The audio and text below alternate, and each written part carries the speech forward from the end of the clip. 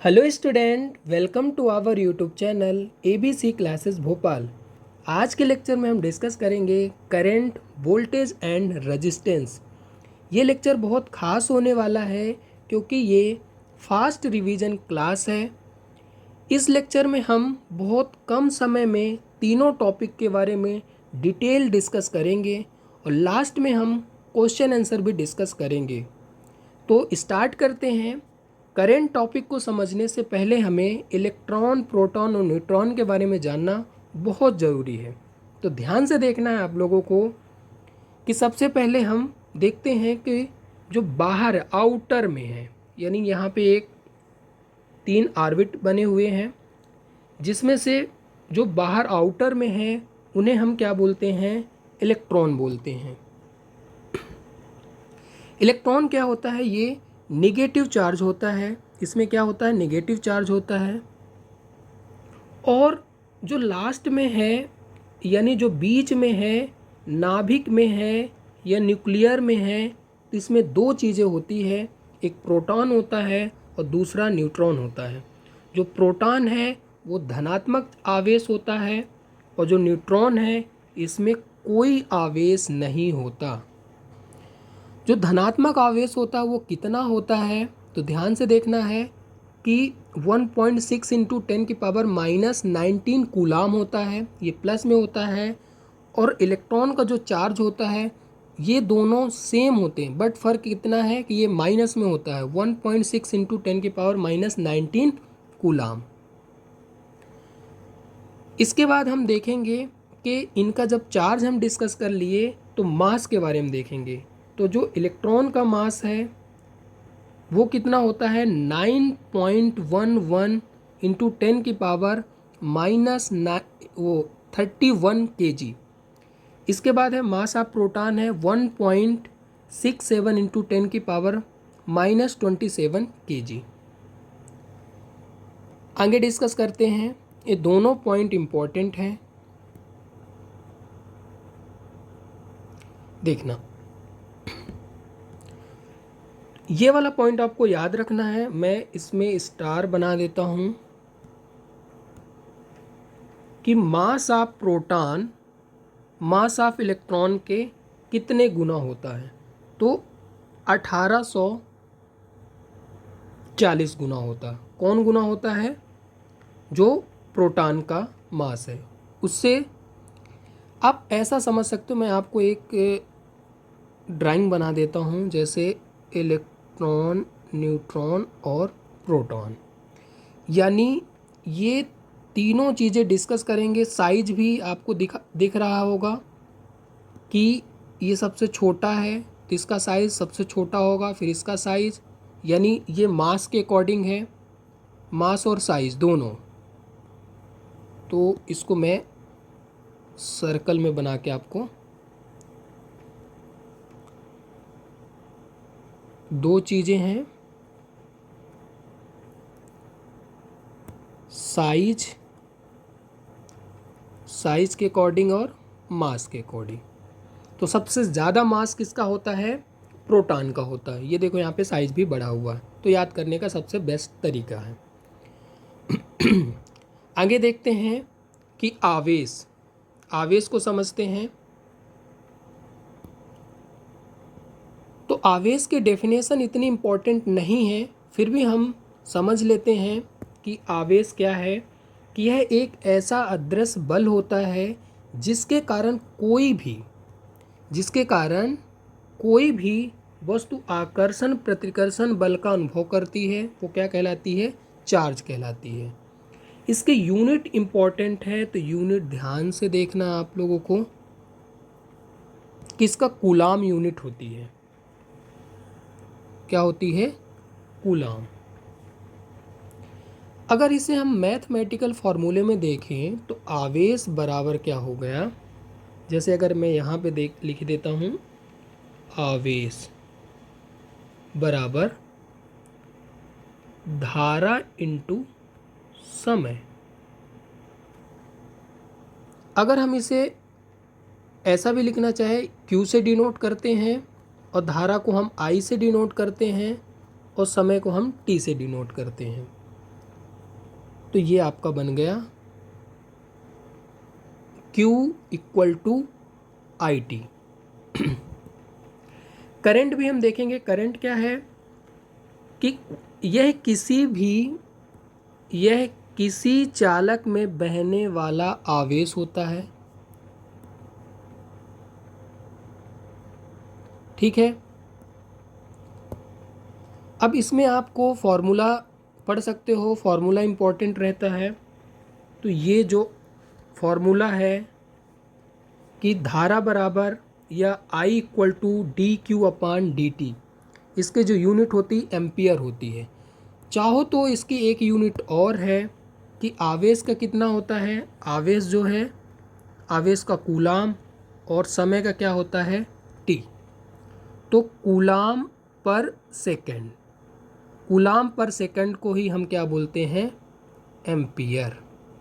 यानी इसकी दो यूनिट है, याद रखना, कूलाम पर सेकंड भी है और एम्पियर भी है करंट की।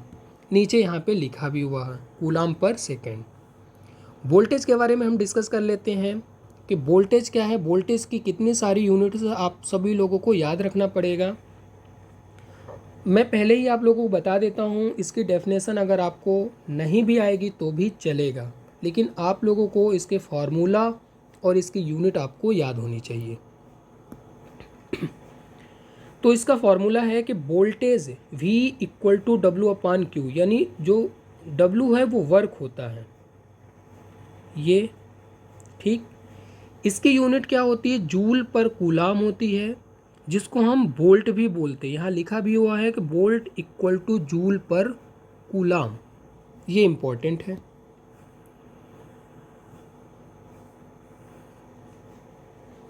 इसलिए इसमें स्टार बना देता हूँ, ये आप लोगों को पता होनी चाहिए।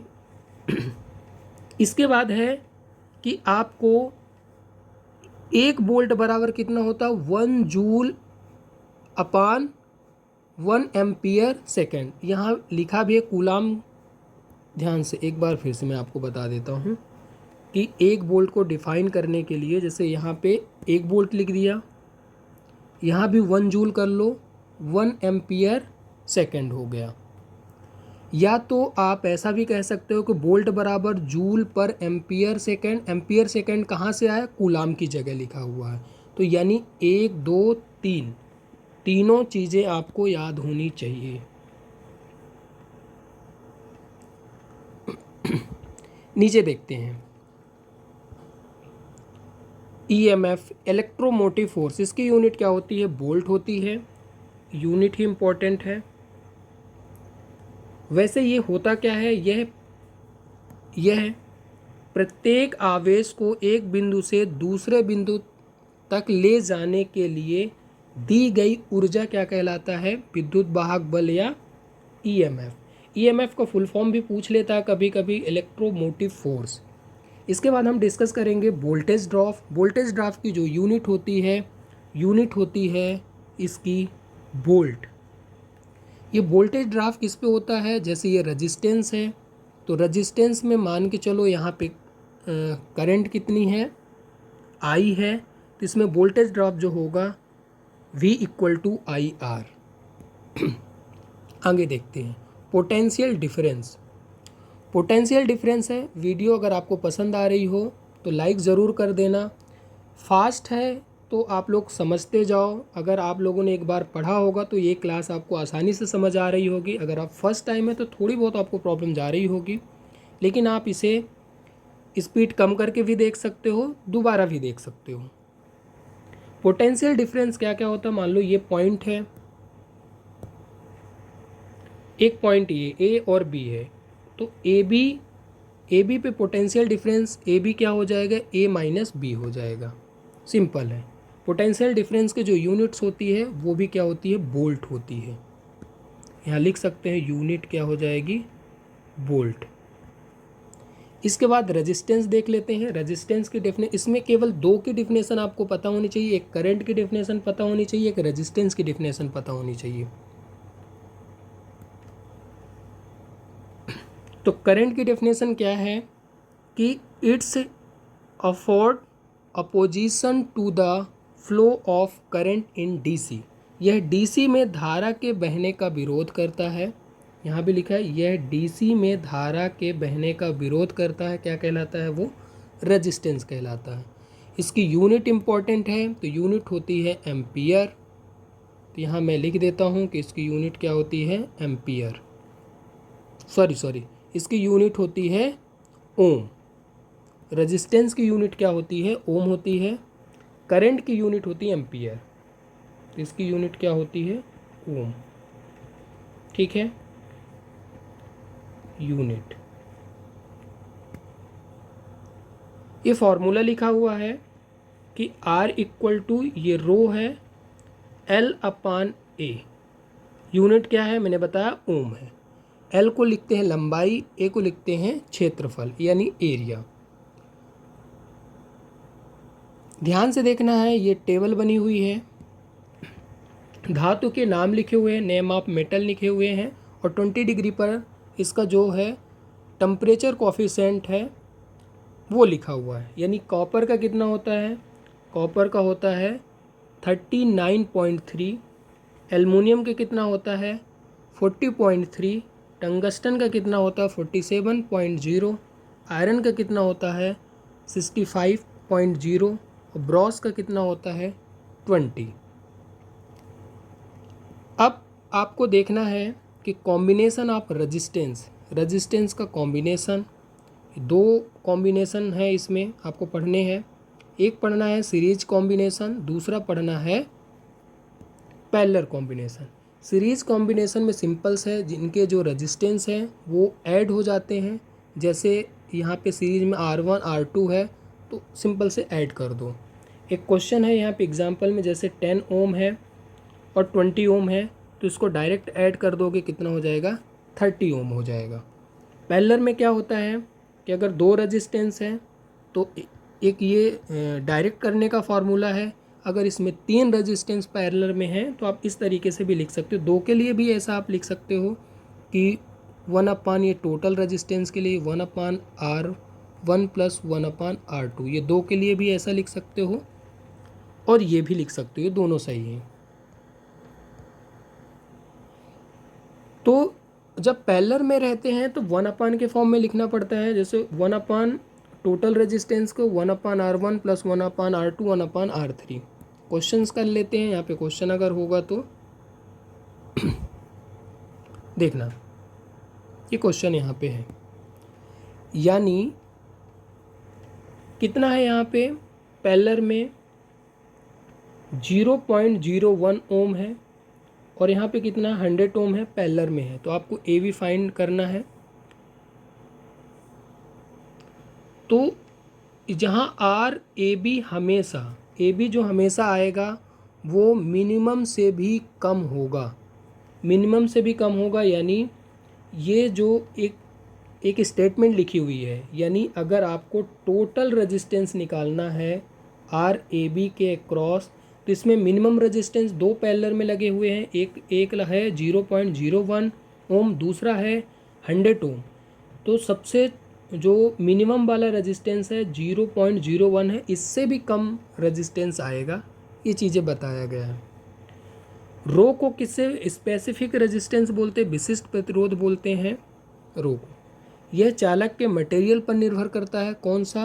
रो, ऊपर वाला ये जो रो है यानी स्पेसिफिक रेजिस्टेंस है, ये किस पे डिपेंड करता है? मटेरियल पर निर्भर करता है, और ये टेम्परेचर पर निर्भर करता है। ध्यान रखना, ये दोनों पॉइंट इम्पोर्टेंट है। मैं इसे हम बॉक्स में बना दे ताकि आपको कंफ्यूज ना हो कि किसके बारे में क्या कह रहा हूँ। तो ये हमारा ये है, ठीक, इसके बारे में हम बात कर रहे हैं। अब हम ये देखते हैं effect of temperature on resistance, प्रतिरोध पर तापमान का प्रभाव।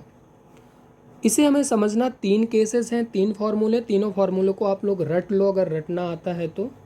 Case 1, case 2, case 3। केस 1 में क्या कहता है कि अगर मान के चलो कि 0 डिग्री टेम्परेचर पर, यानी 0, पहले तो ये जान लो कि अल्फ़ा नॉट जो है, ये अल्फ़ा नॉट टेम्परेचर कोफिशिएंट को डिनोट करता है। और टेम्परेचर कोफिशिएंट की जो यूनिट होती, मोस्ट इम्पॉर्टेंट है, टेम्परेचर कोफिशिएंट की यूनिट पर डिग्री सेल्सियस, प्रति डिग्री सेल्सियस भी होती है। तो ये चीज़ें आपको, तापमान गुणांक का जो यूनिट है प्रति डिग्री सेल्सियस, ये आप लोगों को याद रखना है। मैं बॉक्स में बंद कर देता हूँ, ठीक है। इसके बाद आपको यही समझना है कि 0 डिग्री सेल्सियस पर जो और नॉट है, यानी 0 डिग्री सेल्सियस पर रेजिस्टेंस कितना है, और नॉट है। तो T डिग्री सेल्सियस पर अगर RT हो जाता है तो उसका क्या फॉर्मूला होगा, तो RT बराबर, ये कटा हुआ है, RT बराबर और नॉट, आर नॉट ब्रैकेट में 1 प्लस अल्फ़ा नॉट T, ये फार्मूला है। इस फार्मूले को आप लोग पढ़ लेना। दूसरा केस क्या है कि अगर T डिग्री सेल्सियस पर, T है ना, तो T डिग्री सेल्सियस पर अगर R1 है तो T2 पर R2 कितना होगा, यानी R2 की वैल्यू आपको निकालना। जैसे यहाँ पे क्या था कि अगर 0 डिग्री सेल्सियस पर और नॉट है और T डिग्री सेल्सियस पर RT है, तो RT की वैल्यू, T डिग्री सेल्सियस पर RT की वैल्यू आपको बतानी थी। तो RT की वैल्यू यहाँ पे ऐसा क्या है कि T1 जो है, T1 डिग्री सेल्सियस पर R1 दिया हुआ है, तो T2 डिग्री सेल्सियस पर R2 का मान क्या होगा। तो R2 का मान के लिए ये फॉर्मूला है, R2 equal to R1 bracket 1 plus alpha 1 bracket में T2 माइनस T1। ये आपका, यहाँ भी जो अल्फ़ा 1 है वो टेम्परेचर कोफिशिएंट को डिनोट करता है, यहाँ अल्फ़ा नॉट टेम्परेचर कोफिशिएंट को डिनोट करता था। आगे देखते हैं केस 3।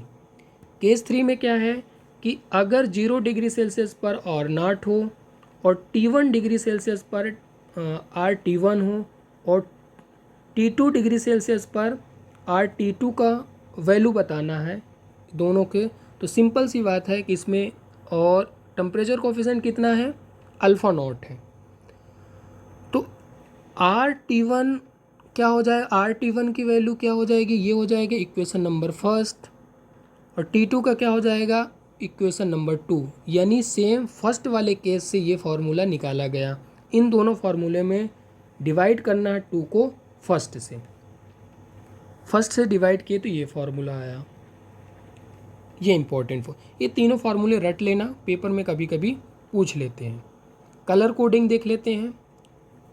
कलर कोडिंग में क्या है कि कलर कोडिंग आप लोगों को 4 बैंड पढ़ लो, 5 बैंड पढ़ लो, ये दोनों बैंड काफ़ी है।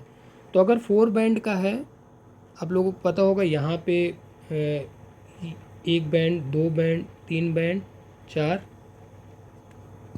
1 2 3 4 5।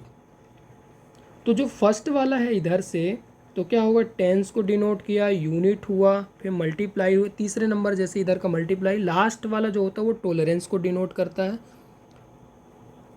ये टॉलरेंस को डिनोट करता है। अगर इधर 5 बैंड का है तो 100 से स्टार्ट होगा, 100, टेंस, यूनिट और मल्टीप्लायर। कलर कोडिंग को याद करने के लिए एक फार्मूला है, आप ट्रिक से भी याद कर सकते हो, नॉर्मल चाहो तो नॉर्मल भी याद कर सकते हो। तो ट्रिक से हम देख लेते हैं कि एक ट्रिक है B Roy, great Britain very good wife, ये सभी लोगों ने, आप लोगों ने पढ़ा होगा। अब यहाँ देख लो, ये GVV GW। तो कलर कोडिंग में ध्यान से देखना है आपको कि ब्लैक है, फिर ब्राउन है, पहले ब्लैक है, फिर ब्राउन है, फिर रेड है, फिर ऑरेंज है, फिर येलो है, फिर ग्रीन है, फिर ब्लू है, फिर वॉलेट है, फिर ग्रे है, फिर वाइट है। फिर ये तीनों चीज़ें टॉलरेंस के अंतर्गत आते हैं, जैसे गोल्ड, सिल्वर, नो कलर। इसको आप लोगों को याद रखना है कि जो गोल्ड का टॉलरेंस होता है वो कितना होता है, 5%, सिल्वर का कितना होता है 10%, और जो 20% होता नो कलर का। यही क्वेश्चन पूछे जाते हैं, तो ये भी स्टार बना देता हूँ।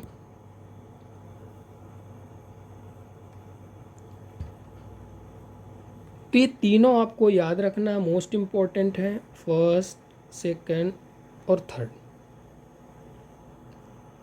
जो डिजिट है तो जीरो से स्टार्ट होगी, 0 1 2 3 4 5 6 7 8 9। मल्टीप्लायर है 10 की पावर 0, 10 की पावर 1, 10 की पावर 2। आगे चल क्वेश्चन में हम देखेंगे किस तरीके से। आप चाहो तो ऐसे करके याद भी रख सकते हो, अगर आप इसे पढ़ लोगे। जैसे ब्लैक का 0 होता है, ब्राउन का 1 होता है, रेड का 2 होता है, ऑरेंज का 3 हुआ, येलो का 4 हुआ, ग्रीन का 5 हुआ, ब्लू का कितना हुआ 6 हुआ, वॉलेट का कितना हुआ 7 हुआ, ग्रे को कितना हुआ 8 हुआ, और वाइट का कितना हुआ 9 हुआ। इन सभी को याद भी रख सकते हो। आगे देखते हैं क्वेश्चन। जैसे ये क्वेश्चन आपके सामने है, देखना है। सबसे पहले येलो है, फिर रेड है, फिर ऑरेंज है, फिर गोल्ड है। गोल्ड का टॉलरेंस 5% है, तो येलो जो होगा, येलो का कोड कितना है 4 है, तो 4 लिख दिए। फिर रेड का कितना है, रेड का 2 है, 2 लिख दिए। इसके बाद जो तीसरा वाला है, इसमें मल्टीप्लायर, क्योंकि 4 बैंड है तो तीसरा मल्टीप्लायर है। अगर वो 5 बैंड होता तो चौथा मल्टीप्लायर होता, तो मल्टीप्लायर वाले लिखेंगे, यानी किसका मल्टीप्लायर, ऑरेंज का। और ऊपर देखो ज़रा ऑरेंज का, यहाँ पे ऑरेंज का मल्टीप्लायर ये है, 10 की पावर कितना है 3 है, तो यहाँ लिख दो 10 की पावर 3, ये लिखा भी हुआ है। और इसके बाद क्या है, जो गोल्ड है, गोल्ड का +-5%, ये टोटल ये आ गया। एक आध दो क्वेश्चन करोगे तो आप लोगों को समझ में आ जाएगा। नेक्स्ट देखते हैं, व्हीट स्टोन ब्रिज देख लेते हैं। व्हीट स्टोन ब्रिज जो है,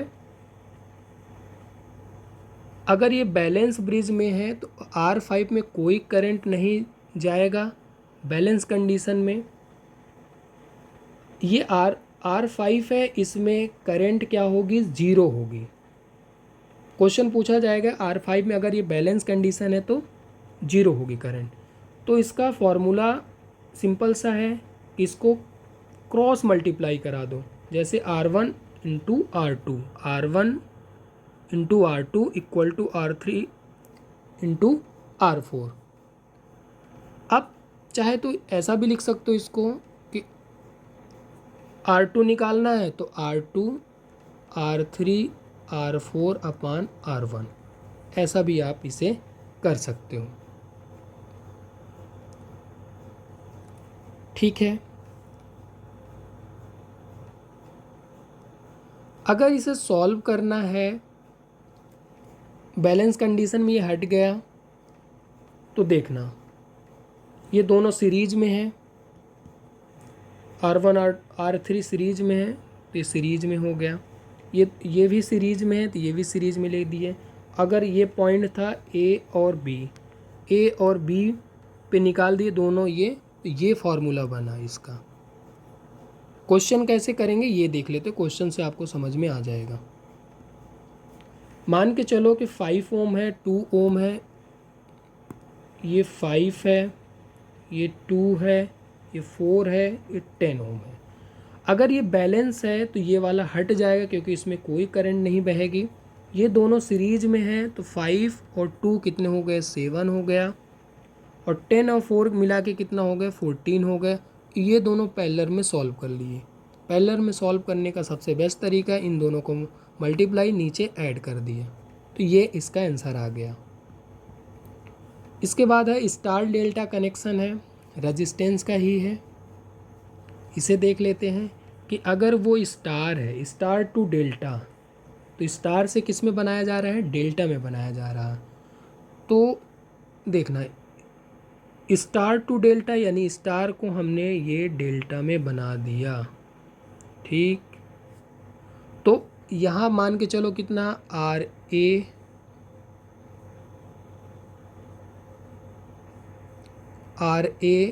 RB और RC, तो आर ए निकालने के लिए जैसे आर ए निकालें तो ये दो ब्रांचेस है, एक ये है, तो ये दोनों ब्रांचेस में प्लस हो जाएगा और दोनों का मल्टीप्लाई और जो लास्ट वाला बचा उसे डिवाइड कर देंगे। सेम कंडीशन है कि अगर आर बी निकालना है तो आर बी के लिए ये दो हैं, किससे जुड़ा हुआ, आर बी एक ब्रांच ये जुड़ी, एक ब्रांच इससे जुड़ा हुआ है। ये देखो ये और ये दोनों का प्लस और दोनों को मल्टीप्लाई और जो थर्ड वाला है उससे डिवाइड। ये तीनों आप इस तरीके से निकाल लोगे। ये फार्मूला आप लोगों को पूछा जाता है। क्वेश्चन भी है, क्वेश्चन भी कर सकते हो।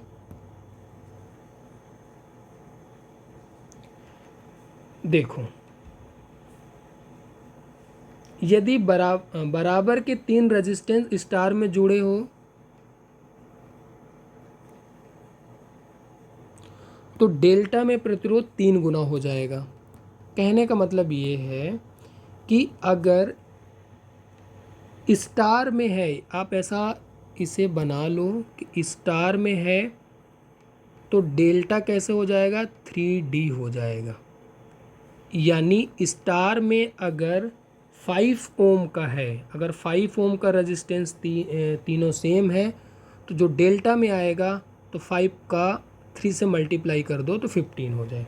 ये यहाँ पे 15 लिखा हुआ है। नेक्स्ट देख लेते हैं, डेल्टा टू स्टार। ये फास्ट चल रहे हैं इसलिए ये चीज़ें समझ में नहीं आएगी। अगर आप लोग एक अलग यानी डेल्टा टू स्टार वाली वीडियो यानी टोटल जितने रेजिस्टेंस के क्वेश्चन हैं या रेजिस्टेंस नाम की एक वीडियो इस चैनल पे अपलोड होगी, वहाँ से आप देख सकते हैं, आपको बहुत आसानी से समझ में आ जाएगा। ये केवल फार्मूला है, आप पढ़ लो, इतना ही काम का है।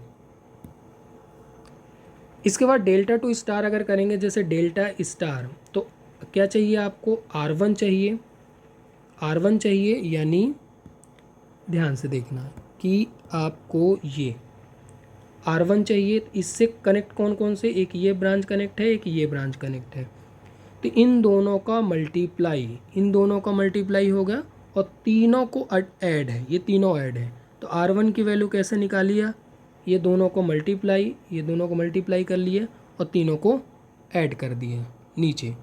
सेम है ऐसे अगर R2 निकालोगे तो R2 में ये दोनों को मल्टीप्लाई कर देना और तीनों को ऐड कर देना। इस तरीके से आप इसे निकाल सकते हैं। कुछ न्यूमेरिकल है, इस न्यूमेरिकल को आपको सॉल्व करना है। मैं आपको सॉल्व करके दिखा देता हूँ कुछ शॉर्ट तरीके से भी। जैसे ये न्यूमेरिकल क्वेश्चंस है, 12 ओम, फिर फाइंड AV की वैल्यू करें तो इसका आंसर है ये तीनों किस पे है, पैरेलल में है। तो पैरेलल में आप इसे लगा सकते हो फार्मूला आप लोगों ने पढ़ा है कि R, क्या फार्मूला पढ़ा है कि 1 अपान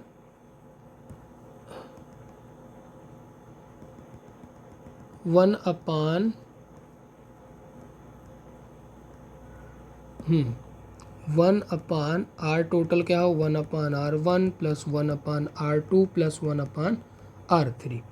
इसे शॉर्ट में मैं आपको बता देता हूँ कि जब भी तीनों सेम रेजिस्टेंस हैं, पैरेलल में है, तो कितने ब्रांच है, 1 2 3, तो 12 को डायरेक्ट 3 से डिवाइड कर दो, कितना हो रहा है 4। तो इसका आंसर कितना आ जाएगा, 4 आ जाएगा। ये देखो 4 आ गया। दूसरा क्वेश्चन भी इसे निकाल सकते हैं। तो ये दोनों पैरेलल में हैं, तो 2 हैं, तो मैंने क्या बताया कि जैसे 5 और 5 है तो क्या कर लो, 5/2 कर लो। अब ये तीनों को ऐड कर दो, तो 10 प्लस 5/2 प्लस 10 सीरीज में हो जाएगा। इन तीनों को ऐड करेंगे तो इसे डिवाइड करेंगे तो 2.5 आ गई, ये देखो, और तीनों को ऐड करेंगे तो 22.5 आ गया।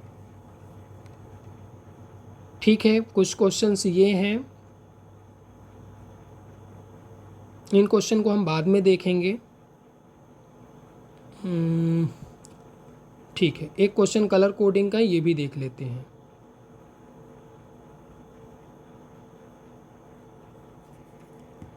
कलर कोडिंग का है, ये है ब्लू, ये ब्लैक और ये रेड, यानी ये 4 बैंड का है। तो फर्स्ट वाला ब्लू कितने नंबर पे आता है? 6 नंबर पे। ब्लैक कितने नंबर पे आता है? तो ब्लैक पहले ही बताया था आपको, ब्लैक ब्लैक से स्टार्ट हुआ था यानी 0। और रेड जो मल्टीप्लायर है तो ये कितने पे आएगा?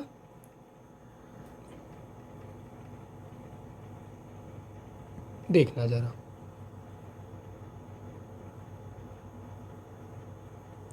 तो रेड आएगा ये मल्टीप्लायर 2। इसके बाद सिल्वर का जो होता है 10% है। अब इसे यहाँ पे ये भी लिख सकते हैं कि इधर 10 से इधर मल्टीप्लाई करें तो 10 की पावर 3 हो जाएगा। तो 6 किलो ओम कर सकते हो, प्लस माइनस 10%। नेक्स्ट टॉपिक देख लेते हैं, कंडक्टेंस। कंडक्टेंस सिंपल है, रेजिस्टेंस का उल्टा होता है, जिसका यूनिट बहुत इंपॉर्टेंट है भाई, यूनिट आपको पढ़ना ही पड़ेगा। यूनिट क्या होती है? सीमेन या महो। इसके बाद है कि यदि, ये स्टेटमेंट भी देख लो, ये भी इम्पोर्टेंट है कि अगर, एक मिनट, ये स्टेटमेंट, यदि किसी तार को खींचकर या दबाकर उसके पृष्ठस्थल में n गुना परिवर्तन कर दिया जाए तो उसका नया प्रतिरोध निम्न सूत्र से ज्ञात करेंगे। सिंपल सा है कि नया जो होगा वो ओल्ड का n,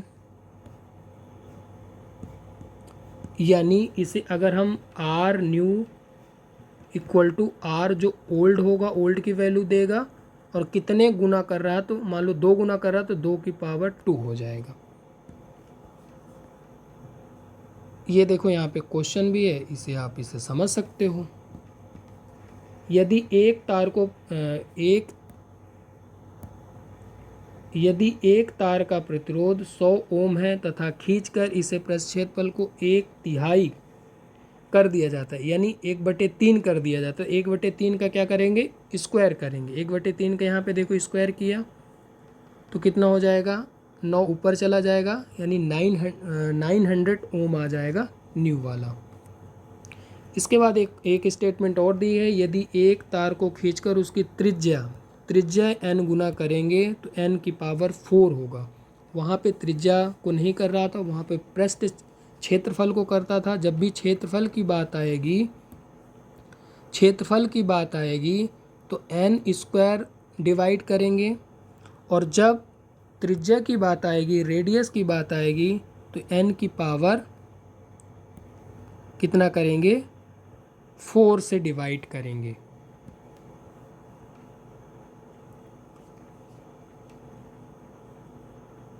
ठीक है, ये क्वेश्चन है, ये आप लोगों को करना है।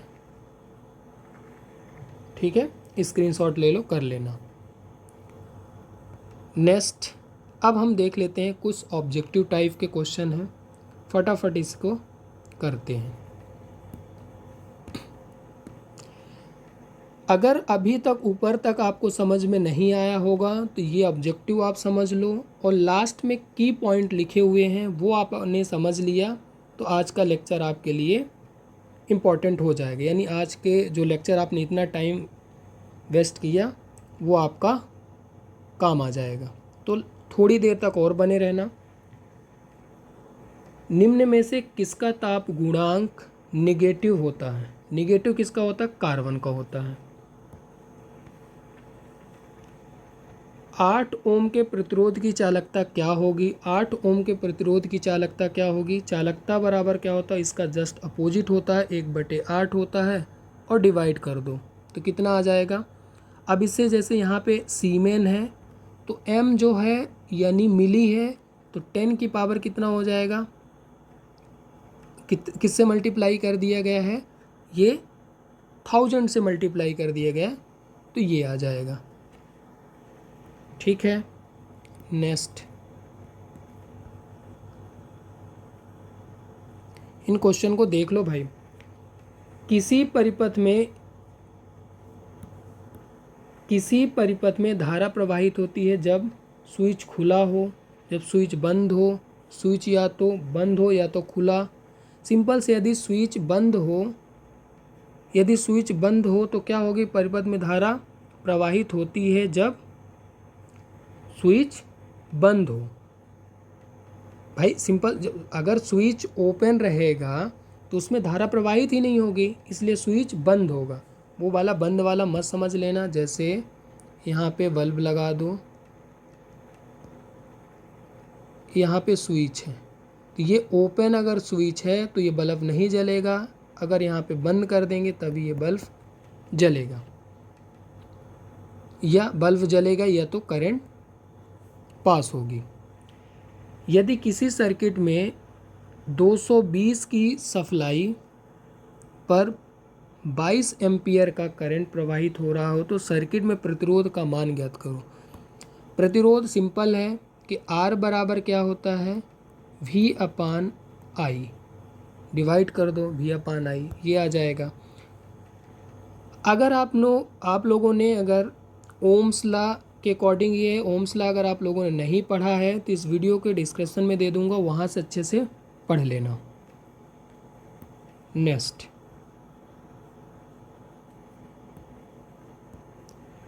घरों में लैंप, हीटर आदि कनेक्शन होते किस में जुड़े होते हैं, समांतर क्रम में जुड़े होते हैं, पैरेलल में जुड़े होते हैं। नेक्स्ट, मैंने बताया था ना कि दो रेजिस्टेंस R1 R2 पैरेलल में जुड़े हैं तो इसका प्रभावी रेजिस्टेंस क्या होगा, दोनों को मल्टीप्लाई करा के नीचे ऐड कर देना है, यानी B वाला। ठीक, इसके बाद यदि धारा का मान इतने हैं 2.5 एम्पियर है तो इसमें कितना समय लग रहा है, 0.2 सेकेंड में। तो कितने कूलाम का आवेश वाला बताया था, Q इक्वल टू क्या होता है, IT। दोनों को मल्टीप्लाई करा देना, दोनों को मल्टीप्लाई करा दोगे, ये देखो दोनों को मल्टीप्लाई करा दिया तो ये आंसर आ जाएगा। ठीक, नेक्स्ट,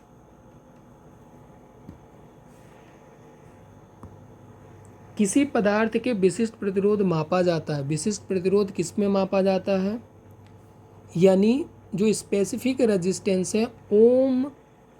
वैसे तो SI यूनिट जो होती है विशिष्ट प्रतिरोध की, मैं यहाँ पे मेंशन करता हूँ। SI यूनिट क्या होती है, ओम मीटर, ओम मीटर। CGS यूनिट क्या होती है, ओम सेंटीमीटर। अब देखो ओम मीटर यहाँ पे दिया ही नहीं है तो ओम सेंटीमीटर होगा। ओम सेंटीमीटर दिया है तो कोई ना कोई एक ही देगा, दोनों यूनिट नहीं देगा। दोनों यूनिट देगा तो A और अगर उसमें 2 यूनिट का ऑप्शन रहेगा आंसर का। यहाँ पे देख लेते हैं क्या है, एक बल्ब के एक फिलामेंट में 4 एम्पियर की धारा प्रवाहित हो रही है तो 1.5 सेकंड में फिलामेंट से कितने आवेश प्रवाहित होगा। करंट ये है, टाइम इतना लग रहा है, तो क्या निकालना है इसमें, कितने आवेश निकालना, मल्टीप्लाई कर दो। आवेश बराबर बताए थे ना Q/IT, निकाल लो। ये दोनों को मल्टीप्लाई कर दिया। इसके बाद प्रतिरोधक के कलर कोड को कैसे पढ़ते हैं, कैसे पढ़ते हैं कि बाएं से दाएं की तरफ, मैंने आपको बताया था एक बैंड है, ये 4 बैंड है, तो कहाँ से पढ़ेंगे, बाएं से दाएं, इधर से पढ़ेंगे। लास्ट वाला जो होता है वो आपको क्या होता है, वो टॉलरेंस वाला रहता है।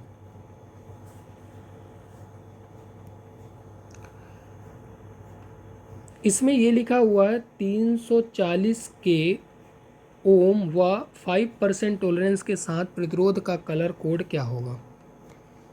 सब में सुनहरा है, सुनहरा है, सुनहरा है, सुनहरा, यानी सिल्वर का 5%, ये क्लियर हो गया। अब नारंगी है तो नारंगी किस में होता है, सबसे पहले 3 किसका कोड होता है, तो 3 होता है नारंगी का। 4 कोड किसका होता है, येलो का होता है। और ये 10 की पावर 4, 4 क्यों, 10 की पावर 4, 3 तो के से आ जाएगा और एक यहाँ पे लगा है तो ये किसका होता है, पीला येलो का, तो कहीं यहाँ पे येलो लिखा हुआ है, तो ये हो जाएगा बी वाला ऑप्शन। ठीक है, ये लास्ट वाला क्वेश्चन आप लोग खुद करना है, बहुत इजी है।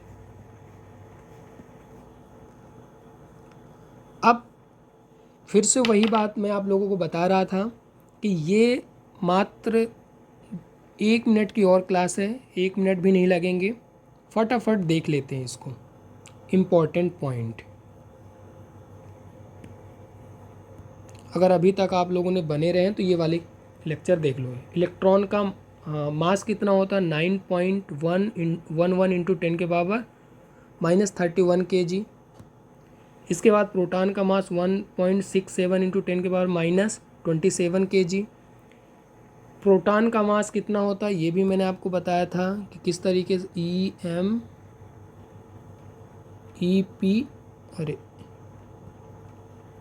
प्रोटॉन न्यूट्रॉन, इस तरीके से इसका होता है।